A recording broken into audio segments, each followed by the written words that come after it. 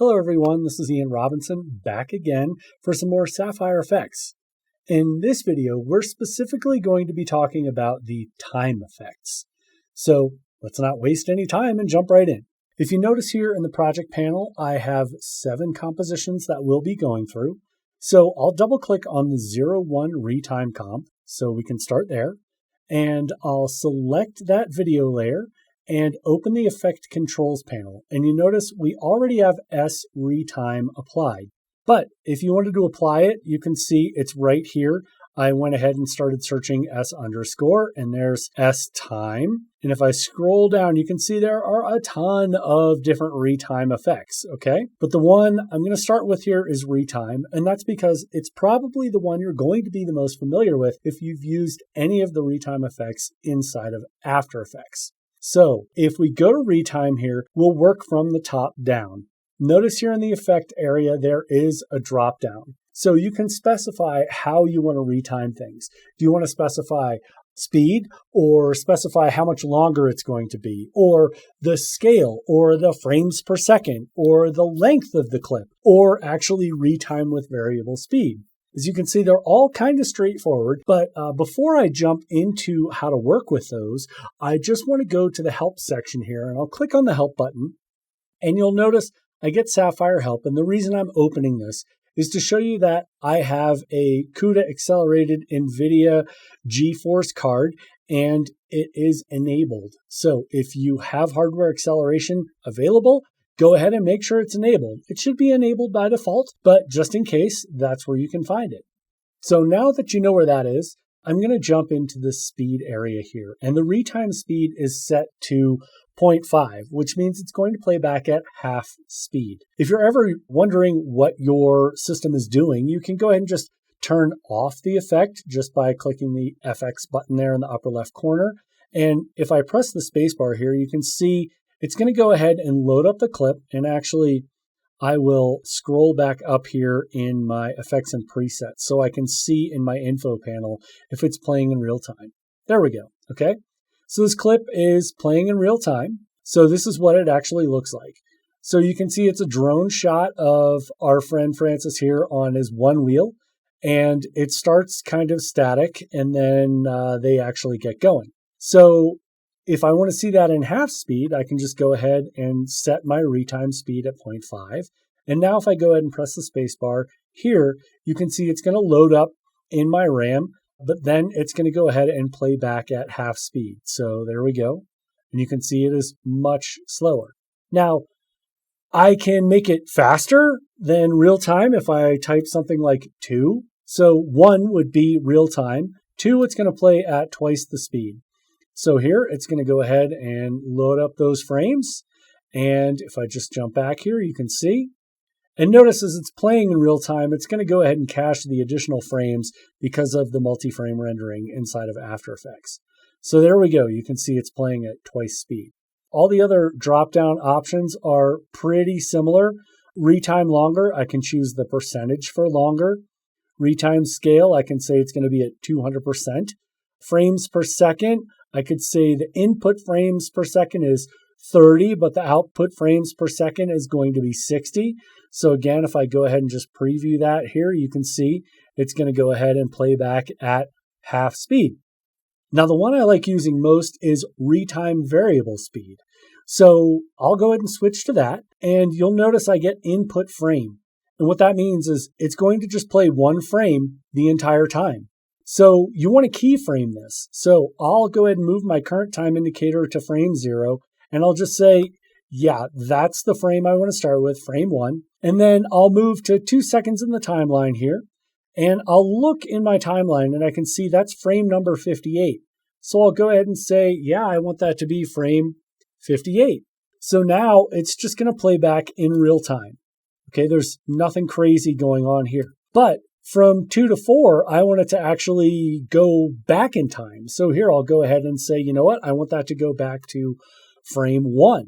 And if I open up my graph editor, you'll see here I've just got a linear interpolation of my keyframes. So I'll drag a lasso around those keyframes and just add easy ease on there. So now if I press the space bar here, you can see it's going to go ahead and ramp up, and then it's going to roll backwards. And of course, I could make that a lot more intricate with a lot more keyframes, but the most important thing is for you to understand how this effect actually works.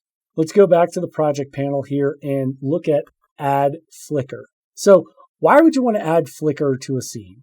Well, honestly, it's just to add visual interest. So here we have a beautiful preset animation that's available inside of Cinema 4D, and it's made by Alexei Romanowski. And I'll go ahead and go to my effect controls, and I'll just turn off S-Flicker. Cineware is what's going to allow me to play back this clip without rendering an actual video file out of this. This is actually using the Cinema 4D render engine, and it's actually rendering as we're watching it here. So it's this beautiful animation that's coming in here, and while it's beautiful and visually engaging, I want to make it even more dynamic. So I'll go ahead and press the space bar to stop playback here, go back to the beginning, and I'll enable S-Flicker. And if I press the space bar here, now you can see it's going to go ahead and flicker that scene. So now it's a lot more dynamic. If I want to make adjustments to the flicker, I can simply open up S-Flicker here, and you can see I can adjust all different kinds of things like the amplitude. That's how drastic the changes are going to be. Okay, so the bigger this number, the larger the changes are going to be. And I can adjust things on the luma or the color, and I can adjust the randomness frequency. So rand is randomness. And then I can also adjust waves. So think of it as like a waveform up and down as it's moving. So I can adjust the amplitude there or the frequency, and I can adjust it for individual channels, red, green, and blue. And then, of course, I can adjust the amplitude for red, green, and blue as well, making them much larger or smaller. The seed allows you to apply this effect to multiple things. You could have the exact same settings, but then if I change the seed, it's going to flicker at a slightly different rate than what we had on other elements. So there we go. There's my flicker. Now, of course, I have presets I could choose, or I could go ahead and save things as individual presets as well. So let's go back to our project here and look at the Flicker Nightclub preset. So once again, I'll go ahead and select the video layer and open my effect controls. And here you can see the preset settings. And I'll just go ahead and press the space bar here to play this back. And again, it's just going to cache the frames. But once those frames are cached, I can come back here to the beginning. And there you can see the actual flicker that we have. So if you want a different kind of flicker, go ahead and load a preset. So we'll go ahead and do that. When you load a preset, it's going to open up the preset browser. And in the preset browser, you'll be able to see a bunch of different presets that you can apply. So the one that we chose was Nightclub. But if I go ahead and click on Horror Strobe and press play here, you can see I've got a really kind of cool effect where it gives more of a wash over the entire clip as opposed to just sticking to the individual colors there. Similar thing with the police siren as well, where it's going to undulate between blue and red, kind of like being behind a police light. And here, I'll go ahead and just stop that. You get the general idea. Bloodlust, it's going to have a beautiful red wash over top of it as well and give you that nice flicker. I don't want to load any of these, so I'll go ahead and just click cancel, and we'll jump back to our project. Now, flicker removal is something that I found very helpful, especially when you're dealing with old footage. So here I've got my snowstorm video layer, and if I go ahead and press the space bar here to load those frames into cache, you can see it is flickering, and it's just footage from a mountaintop with a pretty strong snowstorm. So in addition to the slight variance in luminance between the individual frames, we also have the effect of the snow flying through the scene. So I want to calm this down just a little bit. So I want to add flicker removal. And if I go to my effect controls, you can see it's not there. So here I'm going to go back to my effects and presets here. And I'll go back to my time settings. There we go. And let's look at flicker remove. So here we go. S flicker remove. I'll simply drag it and drop it on my clip. And it doesn't look like much has happened, but the first thing I want to tell you to do is make sure that show rectangle is enabled. Okay, so if I turn that off and I turn that back on again, when I go ahead and select the video layer and select the effect, I should be seeing the rectangle. If you're not, you want to come down here to the bottom of the composition panel and make sure that you toggle the mask visibility here. And now you can see I've got 2 points here, which are the corners. Honestly, most of the time when I set a rectangle, I like to just drag directly from within the composition panel. And in order to do that, I need to make sure that show rectangle is enabled. So here, I want to go ahead and make the rectangle larger across the middle of the scene and actually have it go down into the white snow. And what I'm doing here is specifying pixels for this effect to actually analyze, and it's going to look at the flicker in those individual frames and try to even that out. Now, let me turn this effect off. Notice when I turn it off and on, you might see a slight difference in the luminance. Let me actually move around to some other frames where there's different flickers happening, okay? So here, notice this frame is a little bit brighter than frame 1. So if I go to the brighter frame and I want it to preserve the brightness on one of the brighter frames, here we go, this frame is nice and bright, frame 40. If I want it to preserve that level of brightness, I can set this hold level. And now it's changed the hold level. The hold level set between 0 and 1, and that is the brightness in the scene. So now that I've set that, when I turn this effect on, you should notice no difference in luminance whatsoever. And that's because I have set the level to match this individual frame. Now, the box or the rectangle that we've set up here is using all of the pixels inside of this rectangle to actually smooth out that flickering. So you'll notice I might see a little bit of flickering, but if I go ahead and press the space bar here, you can see it is a lot better in this individual scene. Sometimes you may want to change where the rectangle is to see if it's actually adjusting the flicker to your likeness. So let me show you that. If I go ahead and just constrict the triangle over here just to the dark pine trees here, notice what's actually happening. It's not looking at some of these other pixels to even it out. So I do want to have some of the lower pixels and higher pixels here. Now let's see what this actually looks like. So if I go ahead and press the space bar here, you can see, now, okay, I've got it smoothed out in a slightly different fashion. And honestly, I kind of like this better. So if you're not quite getting the smoothness that you like when it's actually taking the flicker out of the frame, you might want to position the rectangle to analyze different pixels within the scene. Now, another really cool thing with this effect, if you want to change or animate how the flickering is happening, you could keyframe the rectangle. So if the pixels that you want to stop flickering are actually moving around the scene, you could keyframe that rectangle to follow those pixels accordingly. Or if you wanted to create an interesting video effect, you could have it not follow those pixels, and you'll have more flicker or less flicker as you animate that rectangle around. All right, so I'm going to go ahead and press the spacebar to stop playback and go back to my project panel, and we'll check out Time Slice. This is a really cool effect. Notice what this scene actually looks like. I'll go back to the beginning of my comp here and just press the spacebar so you can see what's actually happening here. And again, it's just caching the frames in order to show me what's going on. But as you can see, I've got this really cool kind of slipstream time effect that's happening, right? So if I want to show you how I built that, I should probably open the Effect Controls panel. So I'll select the video there, and in the Effect Controls here, you can see I have a couple of different settings. So I can change the slice direction, slice number, and frame offset.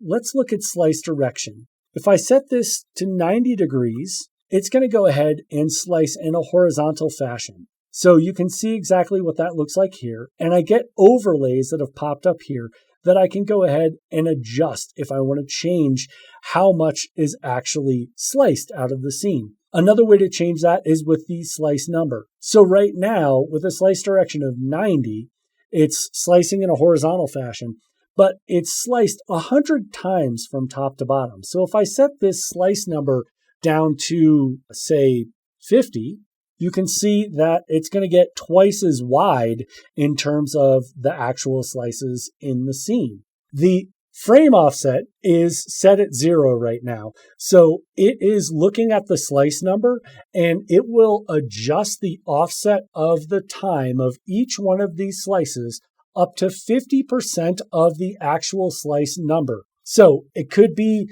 25 frames in one direction or 25 frames in another direction. If I increase this offset, it's just going to add to that on both sides. Now, if I don't want these sharp edges like I have here, I could go ahead and enable interp frames, and that's going to go ahead and try and smooth that out.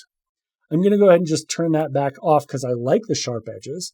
And another thing I can do is change the angle of the slice. So here I'm actually changing the width of the slice by changing the slice number.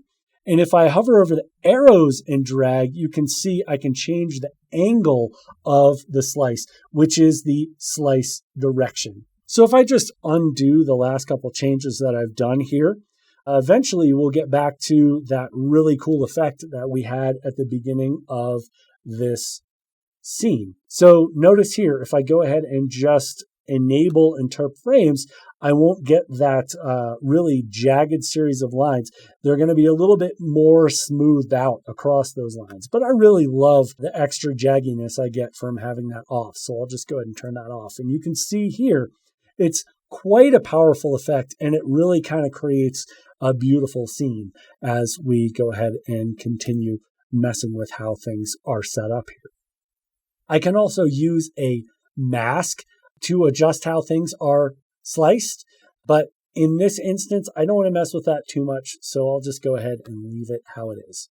I'm going to go back to the project, and this time, we're going to go ahead and adjust time on an RGB level. So here, with this video layer selected, I'll go to my effect controls and turn off the effect, so we can see exactly what the clip actually looked like before.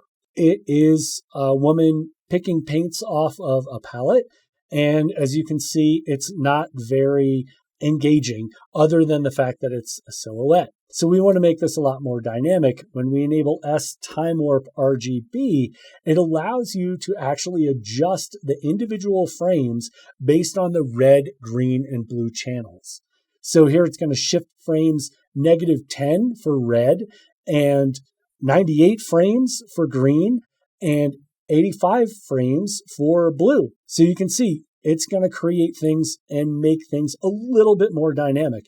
And the fact that the silhouette is moving up and down is why we're actually seeing the colors moving up and down, because again, it's playing those frames back at different times. So again, just like all the other things, I can go ahead and save a preset if I actually like that or not. You can also adjust things using masks as well if you like, but I just went ahead and left it at the default settings for that individual setting.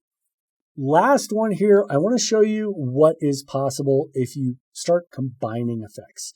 So here, I'll double click on 07 Mirror RGB and Time Slice. So with that effect selected here, you can see in the effect controls, I have 3 effects.